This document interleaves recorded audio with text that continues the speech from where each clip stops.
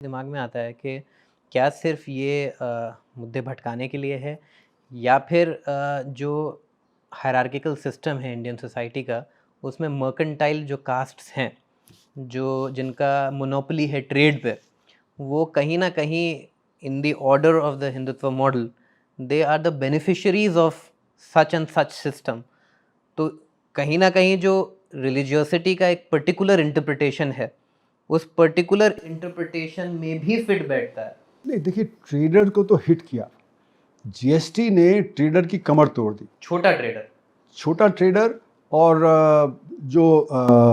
अगर आप देखें तो जो लोकल जो ट्रेडिंग है ना, वो इनका बहुत बड़ा सपोर्टर था। वो बहुत संख्या में है, मतलब एग्रीकल्चर के बाद सबसे ज़्यादा एम्प्लॉयमेंट कंस्ट्रक्शन और ट्रेड में है ना। तो ट्रेडिंग कम्युनिटी जो इनका बैकबोन हुआ करता था एक समय ना, उसको बहुत हिट हुआ है जीएसटी से, है ना। और ये जो इनकी ये है कि बड़े बड़े जो ऑर्गेनाइज सेक्टर को प्रमोट करना है ना, ई कॉमर्स है, मॉल्स हैं, वो भी हिट कर रहा है उनको। तो ये ट्रेडिंग कम्युनिटी को इतना फ़ायदा नहीं हुआ। मुझे तो लगता है कि वो घट रहा है और वहाँ पे क्राइसिस है। मतलब मैं तो जैसे अपने जेएनयू में जो वहाँ पे छोटा सा शॉपिंग सेंटर है, कमल कॉम्प्लेक्स, वहाँ पे पिछले 7-8 साल से सुन रहा हूँ कि ट्रेडर्स कंप्लेन कर रहे हैं कि हमारा तो धंधा कम हो गया, लोग मॉल जा रहे हैं, लोग ई कॉमर्स से ऑर्डर कर रहे हैं, हमारे पास जो है काम कम हो गया है। तो उनका प्रॉफिट कम हो गया, उनका रोज़गार जो जनरेट करते थे वो काम कम हो गया।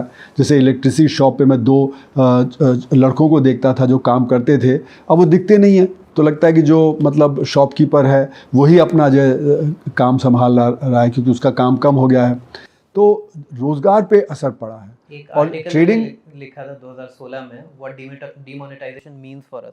उसमें मेरे लिए एक ये इंटरेस्टिंग फैक्ट था कि भाई जो ये इनइक्वालिटी है, वो inequality with in the mercantile class भी इमर्ज होगी और वही इनके रिवर्सल ऑफ पावर की वजह भी बनेगी। जैसा आपने बोला कि इनका जो सपोर्ट था जो ट्रेडिंग क्लास से था, जब उनको हिट करेगा इकोनॉमिकली, तो at some point of time रोटी कपड़ा और मकान का जो मुद्दा है वो उनको हिट करने की वजह से इनका रिवर्सल ऑफ पावर भी होगा।